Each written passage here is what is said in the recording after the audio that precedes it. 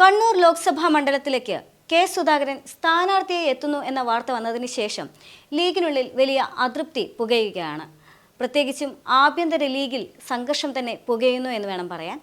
കാരണം കണ്ണൂർ എന്ന ലോക്സഭാ മണ്ഡലം അത് ലീഗ് ആവശ്യപ്പെട്ടിരുന്നതാണ്. അതായത് കണ്ണൂർ, വയനാട്, വടകര എന്നീ ലോക്സഭാ മണ്ഡലങ്ങളായിരുന്നു ലീഗ് ആവശ്യപ്പെട്ടിട്ടുണ്ടായിരുന്നത്. അവിടെ തങ്ങൾക്ക് ഒരു 3ാം സീറ്റ് വേണമെന്നുള്ളൊരു ആവശ്യം കഴിഞ്ഞ കുറച്ച് നാളുകളായി ലീഗ് ഉയർത്തുന്നുണ്ട്. പക്ഷേ കോൺഗ്രസിൻ്റെ ഭാഗത്തു നിന്നോ അഥവാ UDFിൻ്റെ ഭാഗത്തു നിന്നോ അത് അംഗീകരിക്കുന്ന തരത്തിലുള്ള തീരുമാനം ഉണ്ടായിട്ടുണ്ടായിരുന്നില്ല. ഇതേ സംബന്ധിച്ച് പല ഉഭയകക്ഷി യോഗങ്ങളും കഴിഞ്ഞതാണ്. കഴിഞ്ഞ ദിവസം ഉഭയകക്ഷി യോഗത്തിന് തയ്യാറായിക്കൊണ്ട് ലീഗ് നേതാക്കൾ തിരുവനന്തപുരത്ത് എത്തിച്ചേർന്നതാണ്. പക്ഷേ നിയമസഭ കൂടുതൽ സമയമെടുത്തു എന്ന് പറഞ്ഞുകൊണ്ട് ആ യോഗം നീക്കിവെക്കുകയായിരുന്നു. അതേ തുടർന്ന് വലിയ രീതിയിലുള്ള ഒരു അതൃപ്തിയാണ് UDFിനിടയിൽ ലീഗിന് സംഭവിച്ചിരിക്കുന്നത്. മാത്രമല്ല ഈ കഴിഞ്ഞ ഒരുപാട് വർഷങ്ങളായിട്ട് ലീഗിൻ്റെ ഒരു ആവശ്യം തന്നെയാണ് ഈ 3ാം സീറ്റ് എന്നുള്ളൊരു ആവശ്യമെന്ന് പറയുന്നത്. പക്ഷേ കോൺഗ്രസിൻ്റെ ഭാഗത്തു നിന്ന് എല്ലാ തവണയും അത് നീക്കിവെക്കുന്ന സാഹചര്യമാണ്. അതായത് രാഷ്ട്രീയ സാഹചര്യം നോക്കൂ, പരിശോധിക്കൂ, നമുക്കത് ഇപ്പോൾ സാധ്യമല്ല എന്നുള്ള തരത്തിലുള്ള വാദങ്ങളായിരുന്നു എപ്പോഴും കോൺഗ്രസ് ഉന്നയിച്ചിട്ടുണ്ടായിരുന്നത്. എന്നാൽ അതേസമയം തന്നെ ഇത്തവണ ലീഗിൻ്റെ ഒരു ആവശ്യം എന്ന് പറയുന്നത് അത് കൂടുതൽ കർക്കശ സ്വഭാവത്തോടെയായിരുന്നു ലീഗ് അവതരിപ്പിച്ചത് എന്നുള്ളതായിരുന്നു. അതായത് ലീഗിനെ സംബന്ധിച്ചിടത്തോളം മലബാറിലെ 5 ലോക്സഭാ മണ്ഡലങ്ങൾ അത് വളരെയധികം വോട്ട് നേടാൻ സാധ്യതയുള്ള അല്ലെങ്കിൽ ലീഗിന് വളരെയധികം സ്വാധീനമുള്ള മേഖലകൾ തന്നെയാണ്. കാസർഗോഡ് മുതൽ പാലക്കാട് വരെയുള്ള മണ്ഡലങ്ങൾ എന്ന് പറയുന്നത് ലീഗിനെ സംബന്ധിച്ചിടത്തോളം വലിയ സ്വാധീനമുണ്ടെന്ന് ലീഗ് തന്നെ അടിയുറച്ച് വിശ്വസിക്കുന്ന, അല്ലെങ്കിൽ കോൺഗ്രസിൻ്റെ വോട്ടിനെ പോലും സ്വാധീനിക്കാൻ ശേഷിയുള്ള, ആ സ്ഥാനാർത്ഥികളെ പോലും സ്വാധീനിക്കാൻ ശേഷിയുള്ള അത്ര കണ്ട് ലീഗിന് സ്വാധീനമുള്ള മണ്ഡലങ്ങളാണ് ഈ കാസർഗോഡ് മുതൽ പാലക്കാട് വരെയുള്ള മലബാർ ഏരിയ എന്ന് പറയുന്നത്. അപ്പോൾ അവിടെ തന്നെ ലീഗിന് ഏറ്റവും അധികം വോട്ട് സാധ്യതയുള്ള സ്ഥലങ്ങളാണ് ലീഗ് ആവശ്യപ്പെട്ടിട്ടുണ്ടായിരുന്നത്. അതാണ് കണ്ണൂരും വയനാടും വടകരയും എന്ന് പറയുന്നത്. കണ്ണൂർ എന്ന് പറയുന്നത് കഴിഞ്ഞ 2 വർഷങ്ങളായിട്ട് വലിയ രീതിയിലുള്ള ഒരു പോരാട്ടം നടക്കുന്ന, രാഷ്ട്രീയ പോരാട്ടം നടക്കുന്ന ഒരു സാഹചര്യമാണ്. അതായത് ശ്രീമതിയും അതുപോലെ തന്നെ കെ സുധാകരൻ തമ്മിലുള്ള വലിയ തരത്തിലുള്ള രാഷ്ട്രീയ പോരാട്ടം നടക്കുന്ന ഒരു സാഹചര്യം തന്നെയാണ്. മാത്രമല്ല ശ്രീമതിക്ക് പകരക്കാരനായിട്ട് കോൺഗ്രസിൽ നിന്ന് ഇത്രയും തലപ്പൊക്കമുള്ള ഒരു നേതാവിനെ ഇനി കിട്ടാനില്ല എന്നുള്ളൊരു തീരുമാനത്തിലേക്ക് കോൺഗ്രസ് എത്തിച്ചേർന്നുകൊണ്ട് കഴിഞ്ഞ, അതായത് 17ാം ലോക്സഭ 2019 ലോക്സഭാ തെരഞ്ഞെടുപ്പിൽ സുധാകരനെ തന്നെ മനസ്സോടെ സുധാകരൻ മത്സരിച്ച, അതായത് ഹൈക്കമാൻഡിൻ്റെ തീരുമാനത്തിന് വഴങ്ങിക്കൊണ്ട് സുധാകരൻ മത്സരിച്ച ഒരു സ്ഥലം കൂടിയാണ് ഈ കണ്ണൂർ ലോക്സഭാ മണ്ഡലം എന്ന് പറയുന്നത്.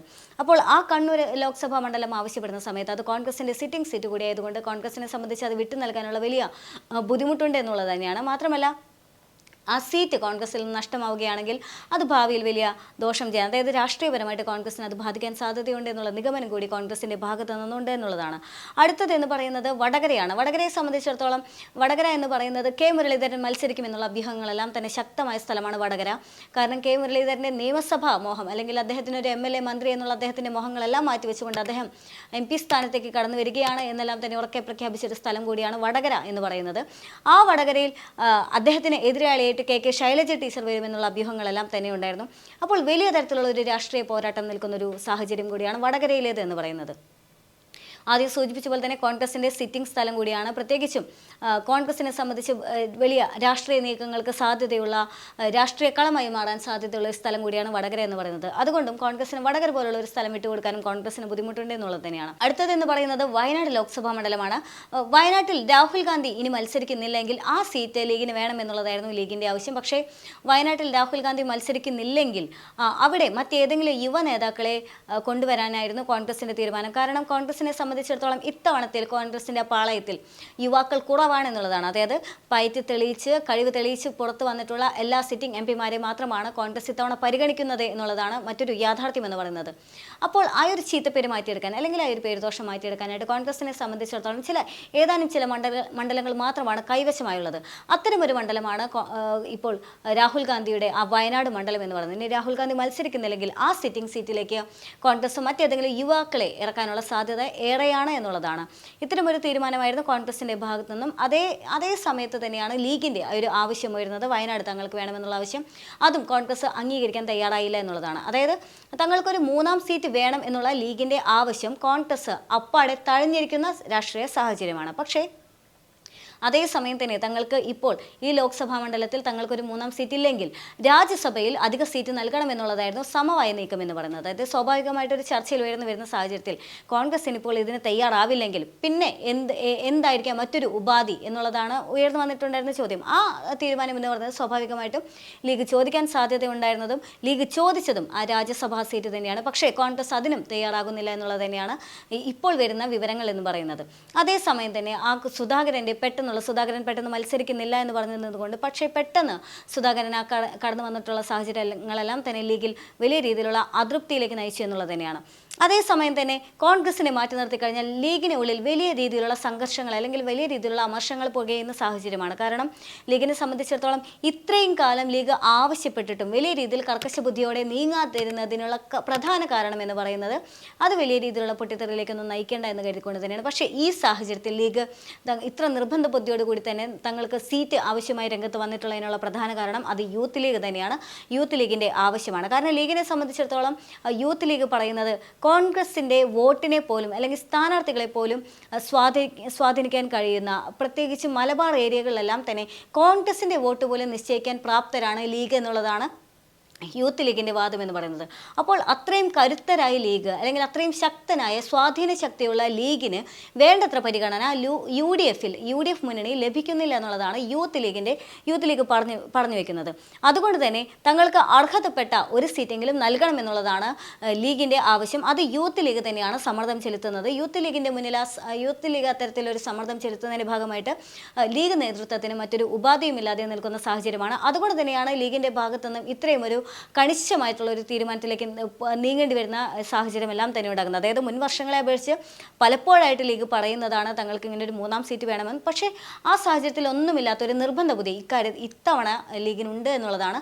അത് പലപ്പോഴും കുഞ്ഞാലിക്കുട്ടി പോലും പറഞ്ഞിട്ടുള്ളത് ഇത് തന്നെയാണ്. കാരണം ഇത്തവണ ഞങ്ങളത് സീറ്റ് ആവശ്യപ്പെടുകയും ഞങ്ങൾക്കത് സീറ്റ് കിട്ടിയേ തീരും എന്നെല്ലാം തന്നെ കുഞ്ഞാലിക്കുട്ടി പറഞ്ഞു വെച്ചതുമാണ്. അപ്പോൾ ഇതിനുള്ള പ്രധാന കാരണം എന്ന് പറയുന്നത് യൂത്ത് ലീഗിൻ്റെ സമ്മർദ്ദമാണ്. യൂത്ത് ലീഗ് പറയുകയാണ് വ്യക്തമായ അല്ലെങ്കിൽ അത്രയും ശക്തി ലീഗിനുണ്ട്, ഞങ്ങൾക്ക് ഇതെല്ലാം തന്നെ നേടിയെടുക്കാനും ഈ വലിയ സ്വാധീനമുള്ള ഏരിയകളാണ് മലബാർ ഏരിയ എന്ന് പറയുന്നത്. അപ്പോൾ ഇത്രയും ശക്തരായ തങ്ങൾക്ക് വേണ്ടത്ര പരിഗണന ലഭിക്കുന്നില്ല എന്നുള്ളത് തന്നെയാണ് യൂത്ത് ലീഗിൻ്റെ ആവശ്യം എന്ന് പറയുന്നത്, അല്ലെങ്കിൽ അത് തന്നെയാണ് അവരുടെ പരാതി എന്ന് പറയുന്നത്. അതുകൊണ്ട് തന്നെ ലീഗിനെ സംബന്ധിച്ചിടത്തോളം ഇത്ര വലിയ ഒരു ആഭ്യന്തര സമ്മർദ്ദം ലീഗിന് ഉള്ളിൽ നിൽക്കുന്ന സാഹചര്യത്തിൽ അണികളെ ബോധ്യപ്പെടുത്താനെങ്കിൽ പോലും നേതൃത്വത്തിന് ഇത്തരം ഒരു കർക്കശ ബുദ്ധിയോടുകൂടി തന്നെ UDF-നുള്ളിൽ പെരുമാറുകയെ സാധിക്കുകയുള്ളൂ എന്നുള്ളതാണ് ഇപ്പോഴത്തെ സാഹചര്യം എന്ന് പറയുന്നത്. അതുകൊണ്ട് തന്നെയാണ് ഇപ്പോൾ ലീഗ് നേതൃത്വം ഇത്തരത്തിലുള്ള ഒരു ആവശ്യം അത് നിർബന്ധ ബുദ്ധിയോടുകൂടി തന്നെ നിൽക്കുന്നത് എന്നുള്ളതാണ്. ഇനി ഇപ്പോൾ ഇന്നലെ നടത്താനുണ്ടായിരുന്ന ഉഭയകക്ഷി യോഗമാണ് മാറ്റിവെച്ചിരിക്കുന്നത്. പക്ഷേ അതേസമയം തന്നെ MM ഹസൻ്റെ ഭാഗത്തു നിന്നും ഈ ഒരു ആവശ്യമായി മുന്നോട്ട് വന്നിട്ട് കാര്യമില്ല എന്നൊരു അദ്ദേഹത്തിൻ്റെ അത്തരമൊരു തീരുമാനം കുറച്ച് നാളുകൾക്ക് മുന്നേ തന്നെ അദ്ദേഹം വ്യക്തമാക്കിയതാണ്. ഇനി ഈ ഉഭയകക്ഷി ചർച്ചയിൽ തീരുമാനമായില്ലെങ്കിൽ ഇനി മറ്റൊരു ചർച്ചയുമായി ഇതേ സംബന്ധിച്ച് അതായത് ഈ 3-ാം സീറ്റുമായി ബന്ധപ്പെട്ടുകൊണ്ട് മറ്റൊരു ചർച്ച ഉണ്ടാകില്ല എന്ന് തന്നെയായിരുന്നു MM ഹസൻ പറഞ്ഞു വെച്ചിട്ടുണ്ടായിരുന്നത്. അതുകൊണ്ട് തന്നെ ഇനിയിപ്പോൾ ഇന്നലെ നടക്കാതെ പോയിട്ടുള്ള ആ ഉഭയകക്ഷി ചർച്ച എന്ത് തന്നെയായാലും മാറ്റിവെച്ചിരിക്കുകയാണ്. ഇനിയിപ്പോൾ എന്ത് തന്നെയാണെങ്കിലും ആ ഉഭയകക്ഷി ചർച്ചയിൽ എന്തായിരിക്കും ലീഗിൻ്റെ നിലപാട് എന്നുള്ളൊരു ചോദ്യം അവിടെ പ്രസക്തമാണ്. എന്താണ് മറുപടി കോൺഗ്രസിൻ്റെ ഭാഗത്തു നിന്നും ഉണ്ടാകാൻ പോകുന്നതെന്നുള്ള ചോദ്യവും അവിടെ പ്രസക്തം തന്നെയാണ്.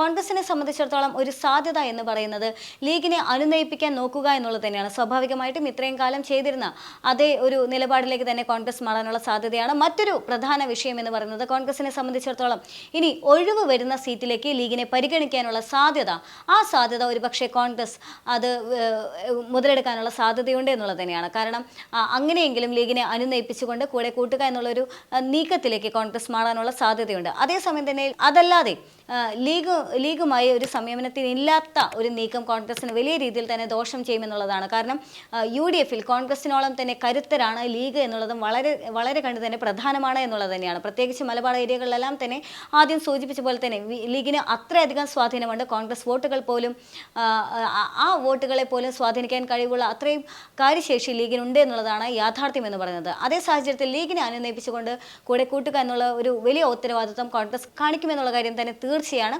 അതേസമയം തന്നെ ലീഗിനെ ഇത്തരത്തിൽ കൂടെ നിർത്തിക്കൊണ്ട് ഇനി ഒഴിവ് വരുന്ന സീറ്റിലേക്ക് ലീഗിനെ പരിഗണിച്ചുകൊണ്ട് നിയമസഭയിൽ ഒരു പ്രാതിനിധ്യം, ആ മുന്നണിയുടെ പ്രാതിനിധ്യം കൂട്ടുക എന്നുള്ള ഒരു വലിയൊരു നീക്കം കോൺഗ്രസിന്റെ ഭാഗത്തു നിന്നും ഉണ്ടാകാനാണ് സാധ്യത. അതേസമയം തന്നെ ലീഗിനുള്ളിലാണെങ്കിൽ ഇത്തരമൊരു നീക്കം, അതായത് യാതൊരു തരത്തിലുള്ള ഉപാധികൾ അംഗീകരിക്കാതെ കോൺഗ്രസിന്റെ യാതൊരു നീക്കത്തിനും യൂത്ത് ലീഗ് ഒരുപക്ഷെ നേതൃത്വത്തിന് കടുത്ത സമ്മർദ്ദം ഉണ്ടാകാനുള്ള സാധ്യതയുണ്ട്. യൂത്ത് ലീഗ് ഒരു കാരണവശാലും അതായത് ഇത്രയും കാലം തഴഞ്ഞ പോലെ അല്ലെങ്കിൽ അവഗണന നേരിട്ട പോലെ ഇത്തവണ അവഗണന നേരിടാനായിട്ട് തയ്യാറാകില്ല എന്നുള്ളത് തന്നെയാണ്. അതുകൊണ്ട് തന്നെ ഒരു കടുത്ത അതായത് യൂത്ത് ലീഗിന്റെ ഭാഗത്തു നിന്ന് കടുത്ത സമ്മർദ്ദം നേതൃനിരയിലേക്ക് ഉണ്ടാകും. അതുകൊണ്ട് തന്നെ ഉപാധികൾ അനുസരിക്കേണ്ടി വരുമോ കോൺഗ്രസിന് എന്നുള്ള ചോദ്യം അവിടെയുണ്ട്. പക്ഷെ അതേസമയം തന്നെ കോൺഗ്രസിന്റെ അടുത്ത നീക്കം സ്വാഭാവികമായിട്ടും ഈ ഒഴിഞ്ഞ സീറ്റുകളിലേക്ക് പരിഗണിക്കുക എന്നത് തന്നെയാണ്. അതേസമയം അതിന് ആ ഒരു വാദത്തിനോട് ലീഗിന്റെ സ്വീകാര്യത എന്തായിരിക്കും എന്നുള്ളൊരു അത്തരമൊരു ആശങ്ക കൂടി ഉണ്ട് എന്നുള്ളത് തന്നെയാണ്. ഇത് തന്നെയാണെങ്കിലും ലോക്സഭാ തെരഞ്ഞെടുപ്പിന് ഇനി ദിവസങ്ങൾ മാത്രം ശേഷിക്കുകയാണ്.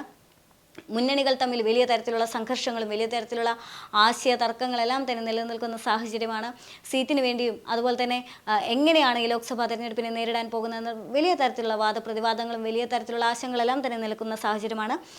കോൺഗ്രസിനെ സംബന്ധിച്ചിടത്തോളം ഇത്തവണ കഴിഞ്ഞ തവണത്തേക്കാൾ വോട്ട് കൂടുതൽ ലഭിക്കുക, അല്ലെങ്കിൽ കഴിഞ്ഞ തവണത്തേക്കാൾ കഴിഞ്ഞ തവണ 19 സീറ്റുകൾ നേടിയെങ്കിൽ ഇത്തവണ അത് 15-ൽ കുറയാതെ തന്നെ സംരക്ഷിക്കുക എന്നുള്ള അതിബൃഹത്തരമായിട്ടുള്ള ഒരു ഉത്തരവാദിത്വം കൂടി കോൺഗ്രസിനെ സംബന്ധിച്ചിടത്തോളം ഉണ്ട് എന്നുള്ളത് തന്നെയാണ്.